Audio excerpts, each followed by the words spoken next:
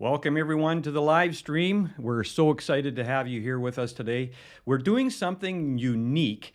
Typically we do our live streams and we do them on YouTube, but we're doing a multi-stream today. So hopefully as we're going through this, you can comment and say, hey, things are coming through fine. I'm just going to set this up. My name is Gary Robillard. For those who don't know me, we are streaming on a few platforms today. You're going on our YouTube stream like we normally do. And now we're also on LinkedIn. This is a first time on LinkedIn for going live. And we are also streaming on Facebook and Twitch. Now, I know you're saying, Twitch, why are you streaming on Twitch? Well, it's actually a very good streaming platform. Unfortunately, there's more gamers on there, but that's fine. It's still a platform that we're testing out, doing a multi-stream.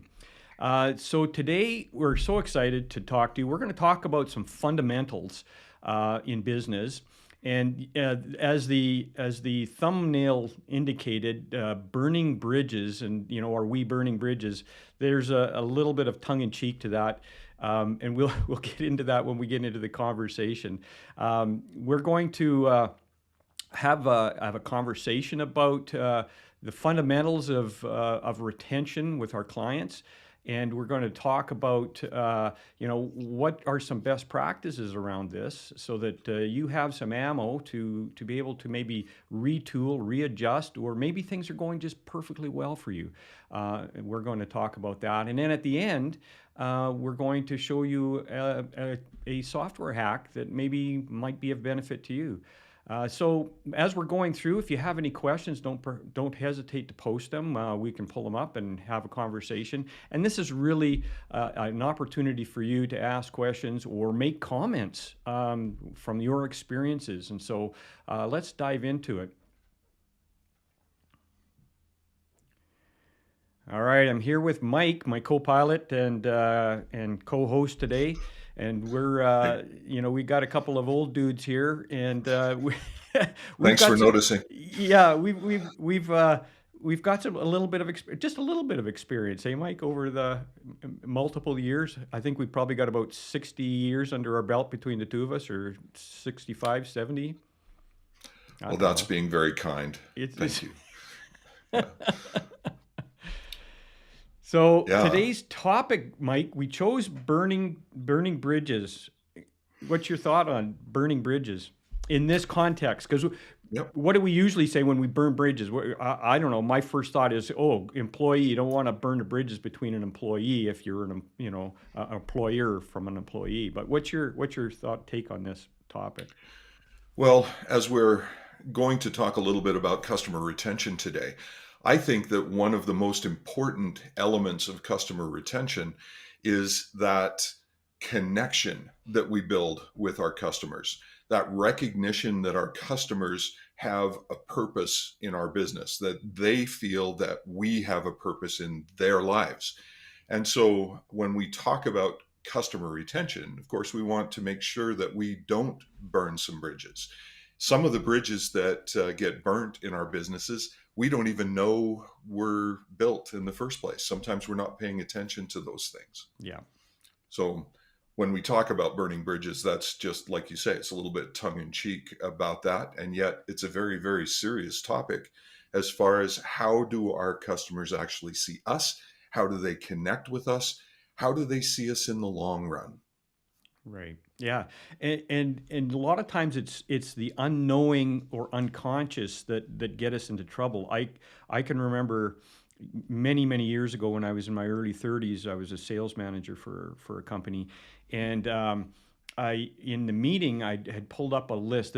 This is just when we were getting into the 8086 IBM computers. Like we were just starting to get into the computer, and so I had a list of all the clients, and I said, whose client is this? And one of the sales reps put up their hand and said, that's my client. I said, when was the last time you touched base with them? And it was just maybe a month or so ago. Well, because they tracked all of their history of what they did with the clients, we went back and it was like a year and a half. And I said, okay, what could have happened between that year and a half? how volatile is this account? And it was a big account. And so sometimes we just don't know. We think we know, but time flies by and we kind of lose track or focus of where we're actually at. What's your thoughts on that, Mike? Absolutely true.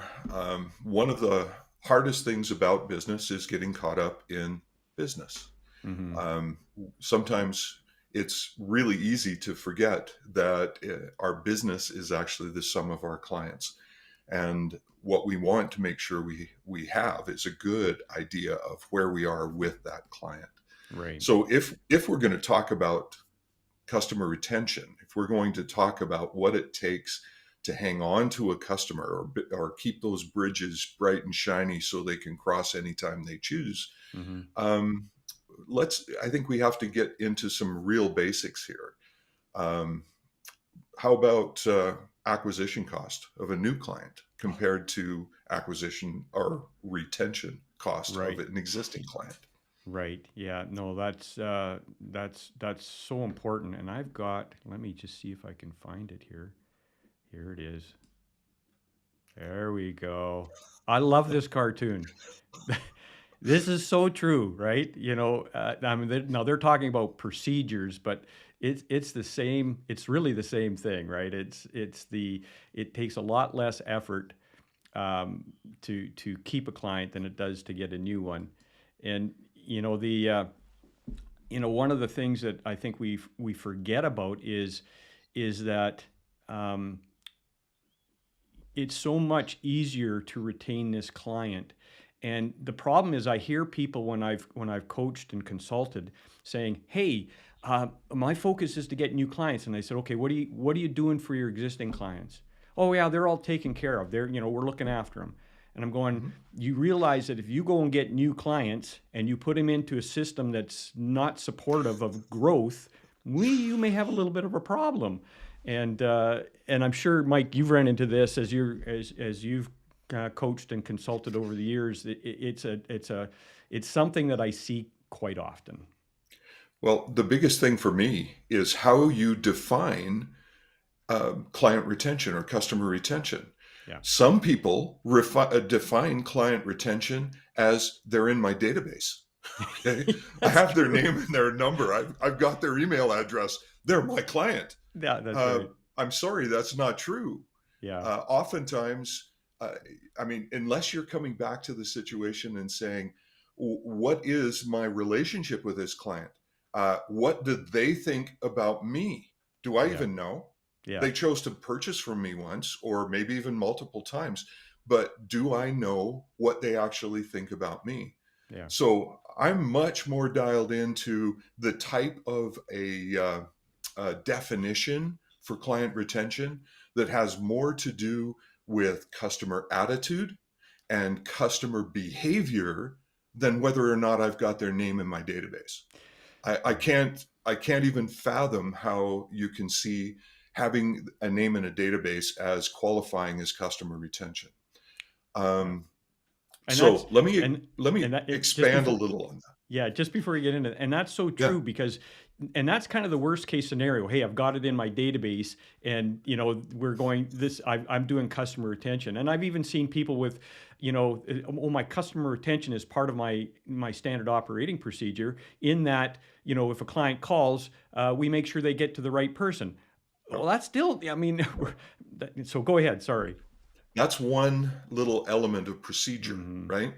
And we have to be very careful that we try to find ways of understanding our client to the point that we know that if somebody out there, for instance, they were talking with a neighbor and what you sell came up as a topic, Yeah. and what is your customer going to do? Is their attitude about you such that they will say, hey, well, I have someone that takes care of that for me. I have a source for that product or that service, and this is where I go, and this is why I think you should go there too. Hmm. And if your customer has that attitude, if that is how they feel about you and your business, how easy is it to know that they are coming back to do additional business with you as their needs arise? So Right. there's incredible power in trying to help your customer have a specific sense of belonging to your organization. And what you do in order to make that happen is literally what your customer retention strategy has to be. And you're so right there. And a lot of people don't even understand having a goal for retention and a strategy that wraps around that goal. And I think maybe what we'll do is let's just step back a second and ask the Mhm, question maybe to those who are out there and say, what's your thoughts on why would you lose a client? mhm, Because sometimes we think, oh, we lost them because the price was better across the street. I have found over the years, and you probably the same way, Mike, it's not about price. For mm-mm, some people, it is. The real penny pinchers, yeah, but that's a really small portion of people that are like that. Why do you and I, and Mike's the same as me, we run Apple products. We spend extra money, more money, on an Apple product, computers and technology than we could on other items, and there's a reason for that. There's a loyalty to the product because they have proven themselves worthy of our spending with them. mhm. You're absolutely right there too. The When it comes to price, price is always a function of value. Hmm. When a customer feels that they are getting one more dollar of value than what the price is they're paying for the service or the product, they buy. Yeah, It's that simple. it's It's a that simple. recognition of value. Yeah, yeah, yeah. And so let's just talk about why do people lose clients? Yeah, price could be, but that's going to be a small minority. Um, I had a graph and I didn't put it in here because I couldn't find the source for it, but it was interesting. Competition stealing, that was a low percentage. The biggest bar on the graph, which was surprising to me, was in the mid 70s%, was that the client or customer felt neglected. Hmm. They just didn't Yep. feel neglected. So if Or didn't think about you at all. no, no, and Yep. I mean, I've had financial advisors in the past, my personal financial advisors, that the only time I got anything from them was, "Hey, your renewal's coming up." Yep. There was no touch points through there like a happy birthday or, "Hey, how's it going?" or, "Hey, I noticed that this or that, and we should maybe have a conversation." None of that. And Hmm. in an industry that is supposedly you know, totally Yeah. contact based between customer and client, or client and the vendor. There's a lack there, and that's not the only place. We see it all No. the time. Well, in my experience, there's the greatest enemy of your company is the satisfied customer. Yeah, The satisfied customer buys what they buy, and you never cross their mind again. yeah, They got what they wanted, they're gone. yeah, If they decide they want more of that or something else, yeah, that was a good. They'll say that was a good experience. Yeah, it went fine. Yeah, yeah, nothing wrong there. I wonder what I can get over here. And they'll go take a look at somebody else simply because they were satisfied with what they had before. I like the I'm a word bit of a satisfied. weirdo. Yeah, I'm a bit of a weirdo here because I don't mind a customer that's going to get angry with me. Hmm. I would rather have a customer yell at me than ignore me. If they yell at me because I didn't do something exactly the way they wanted it done, I have a chance to take them beyond satisfied to where they are completely satisfied, where Yeah, they are a part of the procedure. yeah, And that's also the way I want most of my customers is to be absolute fans of what we're doing yeah, into the game. yeah. If does that make sense to you? Oh, absolutely, absolutely. I mean, And it takes effort. It's like the garden thing. You plant this garden and you think, okay, I'm done. You're not done. And that's the same with customers. You're not done. There's going to be weeds popping up, and you've got to be out there on a regular basis pulling weeds. And the same with having a good relationship with your clients. It takes a lot of work. And sometimes, we're wearing multiple hats in our organization, and we're stretched. And so, the excuse is, or I shouldn't say excuse, the reason for not being able to have a higher retention strategy could be because you're just burning the bridges at both ends. I shouldn't say burning the bridges. No, That's not. that would be You're the working, candle. burning the candle at both ends. Yeah, yeah. That's a better analogy. But the point is, we're all busy. We have our head down, and we're just plowing forward, as opposed to standing up periodically, and periodically meaning not months and years, but days and weeks.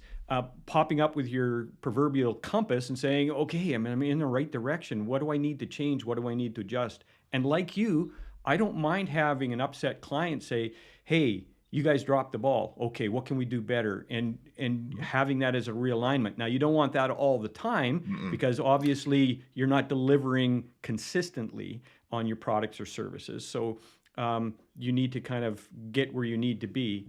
But I think we're all at that boat, and I'll throw the question out there: have you run into that in your own business where you're stretched, and things like customer retention, looking at your business plan and being proactive in your business is a difficult challenge for you?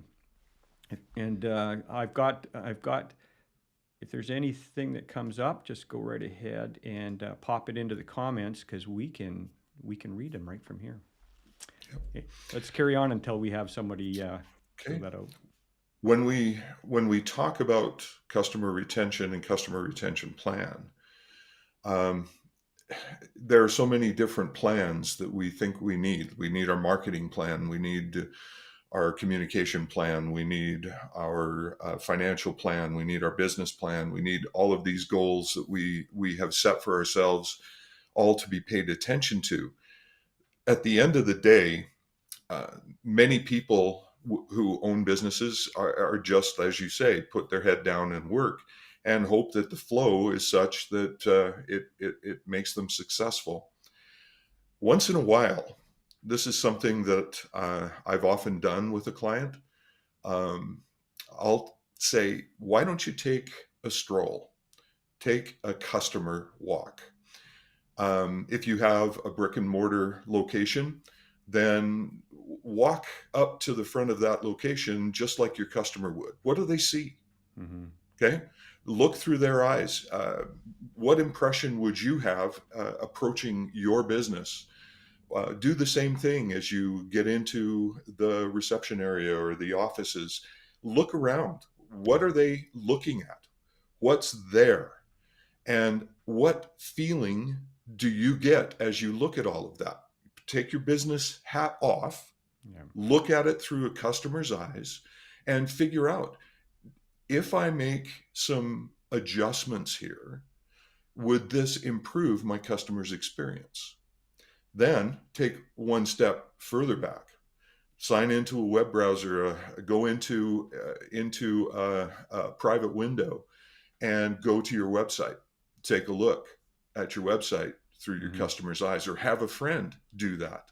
Yeah. Go in. How easy is it to use? What impression do you get? What feeling do you get when you are there and looking at that? Mm-hmm. These little things start to connect you with the way that your customer thinks and feels as they do business with you. Right. Then, as you sit down, you have an opportunity to start asking yourself some questions.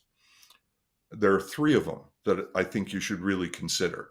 The first one is, well, what am I doing well right now? What's going just the way I hope it will? These are the things that I want to continue. I want to keep doing these things. And then, as cliche as it is, what can I change? What should I stop doing right now?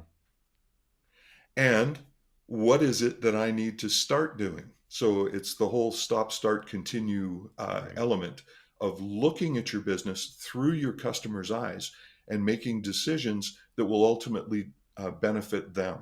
It affects customer retention because it affects Absolutely. the way the customer feels about that interaction. Yeah, absolutely. Yeah, being able to, and that's the hard part is taking the pause, taking the stop, going for a walk, to actually take and make the time to think about that. And you're right, put the customer's hat on it as opposed to yours, and look at it from a different perspective. Um, you know, and part of the retention is, and I'm just gonna shift screens here for a second, Mike, because we do lots of CRM, and that's the kind of the crux of our business, or a big portion of our business. Um, we want to capture information in here. So part of, looking at, you know, what are we doing, and looking at it from a client's perspective, you need to kind of look at your database and say, okay, what kind of information am I capturing other than the person's, name, address, phone number? What am I capturing here that I can utilize to regularly connect with my client? And you need to think of a CRM system as another employee. And most of the time, people will have a database, and some of them are just using like an Outlook as a database. But you need to be able to capture information that helps you help them, helps you understand them. I can remember I was in Vancouver. I'd left my keys at my car keys at a person's place in Vancouver, and I didn't realize that until I was just boarding the plane. Got on the phone before the departure, and by the time I landed in Calgary, one of the dealerships was there with a key and for my car. And Mhm. it's because of this incredible customer service. But they had my key number. They had everything. They were capturing data about my vehicle, about me, and they were able to help in a quick instance. And some of the times, these are the things that we want to make sure that we're doing, is capturing stuff that helps us help them. Love it. That's a fantastic view. In a previous live stream, I mentioned that I fly. I've flown a lot in my life. I'm That's an one of those understatement. ridiculous people that don't sit at the gate, right? But at the end of the day, one of the things that has impressed me most, I mean, I probably spent what 140, 150 nights a year in hotels, Hmm. and I would walk up to the front desk, and I- do you know how great it feels when I would walk up to a front desk and they would just look up, they would see me coming, and they would say, "Mr. Little, welcome back. So good. Just so you know, I was able to line up your favorite room."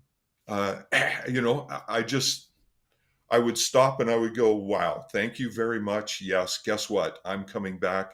Cost me an extra $40 a night to stay here? No problem." Exactly. Uh, I was enthusiastic about them and about the way that they treated me. Yeah. And that database is the trick, because often the person standing behind that desk was not the same person that greeted me the last time that I was there. So, how did Exactly. they do that? Yeah. Yeah. Great customer retention strategy. Exactly. Exactly. And I love the word strategy, because even with CRM, we talk about CRM, and people buy CRM software and think, okay, I've got it. I've got the software. We're good to go. CRM software is a tool of a CRM strategy. That's all it is, folks. And you need to recognize that, choosing the right CRM software that makes it easy for you, and is, helps you connect with your clients, is so important. We're talking about retention strategy, but part of that retention strategy is making sure that your software, think of it as an employee, is actually working for you.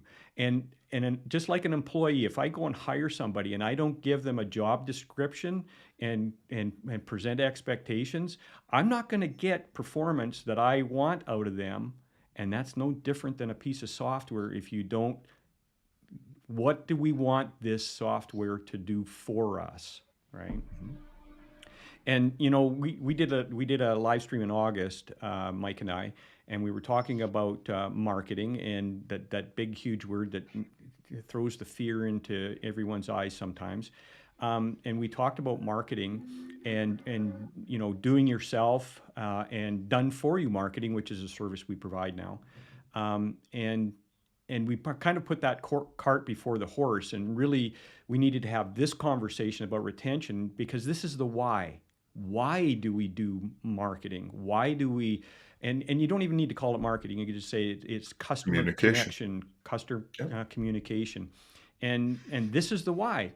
It's because we want to make sure that when we have a system in place that's looking after our clients, when we bring new ones in, when we have an acquisition strategy, they're going into a place that they're going to be nurtured and taken care of. And that's kind of why this is so important. How many of you out there have your favorite clients? Now, they may be the biggest client. That may be one of the measurements that you put to it. But you probably have other clients that you interact with a little better than different classes of clients that you might have based on what they spend or what they have purchased or the amount of interaction that's required. But as you are thinking about your customer retention strategy, one of the great strengths is to be able to segment your database into those different tiers of client that you're working with. And while you have a special level for certain clients that you particularly enjoy or are particularly good for your business, the goal would be to expand that tier of customer to Mm-hmm. be those customers feel about you in a special way. They interact with you in a meaningful fashion. How do I take and expand that segment of my clients to be able to create a much larger segment of preferred client, if you will? I mean, to use the word preferred very loosely there, but Yeah, and that's the and idea. yeah, and that's so true. What does your ideal client look like?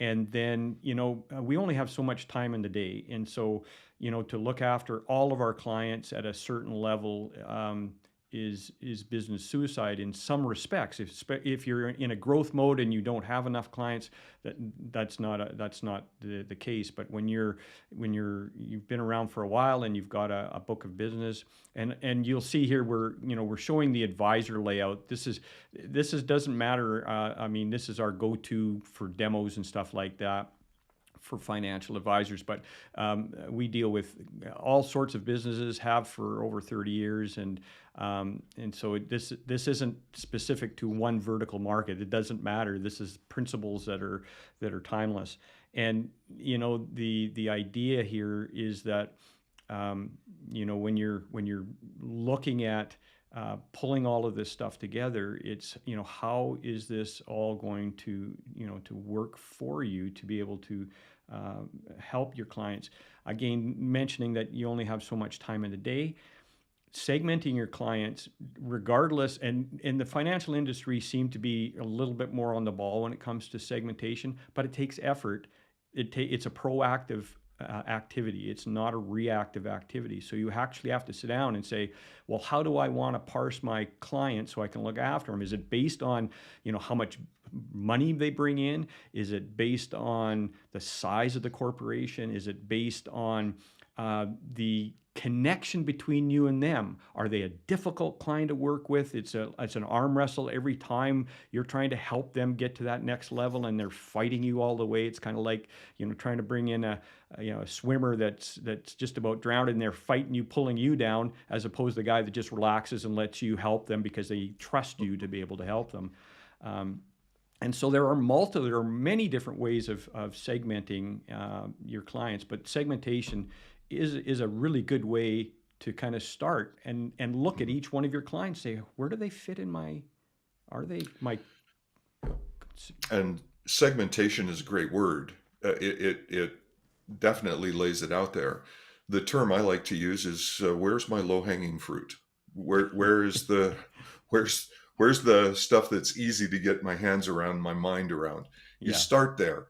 That's where you begin, yeah. and then it becomes obvious to you as you start pulling things together Hmm. where those strengths and the weaknesses of your communication process are at Right, retaining those additional customers.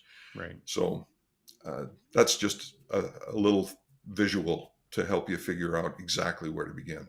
Yeah, exactly. And hopefully this has been helpful to you to kind of, and the whole goal here is to show how important customer retention is.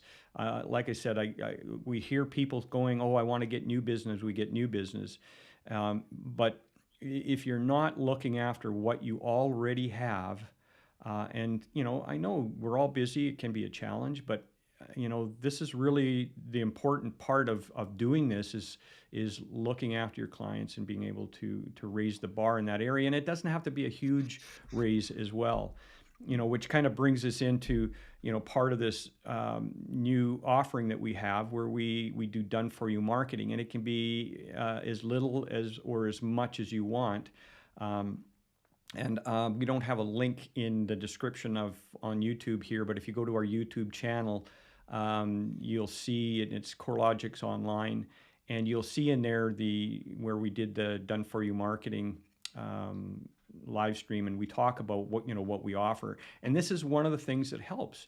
Something as small as a birthday field here, saying this is the person's birthday. Where is it there? There it is. The birthday.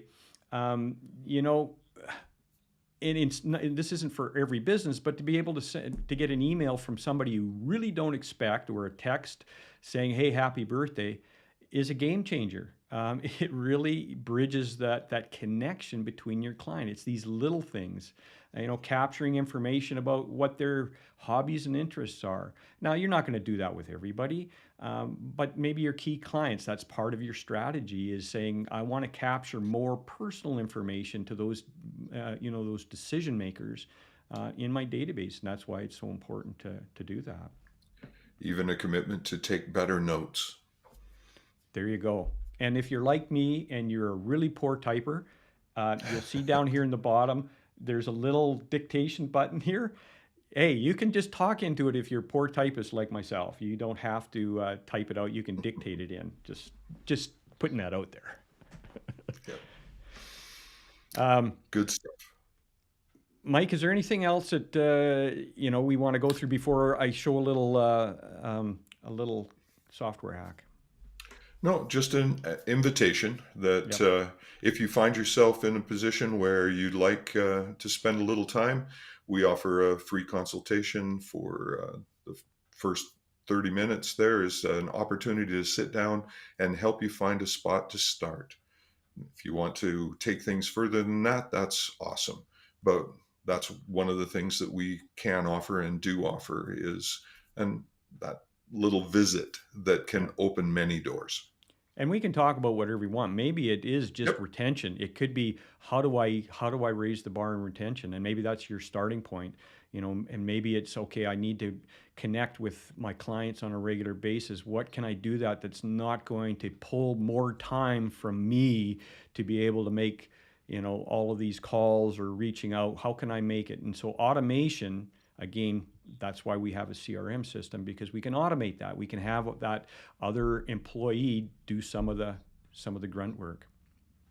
All right, so I'm gonna just shift gears, Mike. We're gonna go over to this screen here. Whoops, I went too far. And I'm just gonna hide you for a sec, Mike, because I got to show something, and it's behind your screen there. So let me just there. Okay, Mike's gone. He's still there. He's in the green room. Um, so you'll see it right here, down here in the bottom where the date field is. And I want to talk about short dates because I've had questions about this quite often over the last couple of weeks and months about this date field. And the question is, and I've got the Act CRM software up here to kind of show the point. And you can see here that this person's been a client since 6/5/1999. Well, is that June 5th or is that May 6th? And I have a lot of people saying, it would be so nice to be able to actually see what this date is. I know down at the bottom you can hover over this. Let me just go over to my screen here. You can kind of hover over it. Whoops, wrong way. And it's supposed to, it's not. There you go.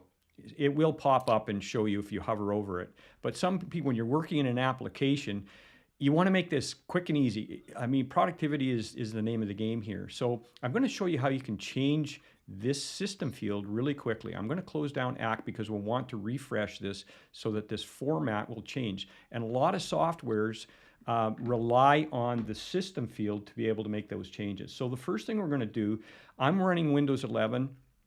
It's going to be very similar to whatever program you're using, whether it's Windows 10, Windows 8. Hopefully you're not on Windows 7 because that's been discontinued. But if you click on the Start button and just type in Control, and you'll see Control Panel shoot up there. Just click on that. And if yours looks like this, that's kind of the default. That's how it comes out of the box when you first launch the Control Panel. So I'm going to go to Small Icons, and we're going to go down here to Region. And when region pops up, this is kind of the format that we've got right now, but you make the changes in additional settings, and then you go to date. So you'll see here we got MM, a month, day, year, and this is kind of the format. So if I wanted it a little bit different, I'm going to add another M to this, and you have to decide whether you want it month, month, year, month, day. I mean, there's a bunch of different ways of doing this. And I don't really want the slashes, so I'm going to put a hyphen in between, or a dash. And I'm going to put a dash there. And I'm just going to go apply here and just look it down in the bottom right-hand corner of my short date. And you'll see now it says September 8th, 2022. So that's a quick and easy way. Find the format that you want and the correlating way of doing that. Again, if you want to have a long date, and this is, you won't want to do this for a short one, is actually doing an extra M in there, and you'll see it puts September down at the bottom. So you want to keep it short. You just want the idea of what it is. There you go. And then once you've done that, press OK and apply again and OK. And now when we, and then you can close down your control panel. Now when I launch ACT, CRM, it's going to show a different date field in there, or a different format for that date field. And let's just go into here. And Mikey's back. Oh. I don't know, Mike, I know we run Macs as well, but Windows is a few more steps to kind of format things the way you want. That's true. I do run Windows on my Mac as well. Yeah. And I think a lot of people in business that are running Macs run Parallels or running a virtual desktop environment to be able to run their Windows environment, because you can't totally get away from Windows. It just, as much as sometimes it would be nice, it's not happening. So now you can see, as it's loading here, you can see employees since July 1st, 2007. So you can see that the format now, because this software relies on the system field for the date, it pushes it up. Hopefully, this has been of help to you to be able to kind of, just a little tip. For those of you who are new to the to the live streams, we do these periodically, usually at least twice a month, sometimes more. And we'll do a live stream. We talk about CRM. Sometimes we just dive in and we're showing product. Sometimes we're having a conversation like Mike and I have today, where we're kind of just going through and talking about, business practices or best practices and ways to improve your business, because sometimes we're just got our head down and we just need to come up for a breath of air and say, what can I tweak or adjust? What one minor little thing can we do? Any final thoughts, Mike? Nope. Thanks for having me, Gary. Yeah. It's good to be here. Well, it was sure good to have you guys here. Thanks for taking out time today, and all the best, and we'll catch you on the next one.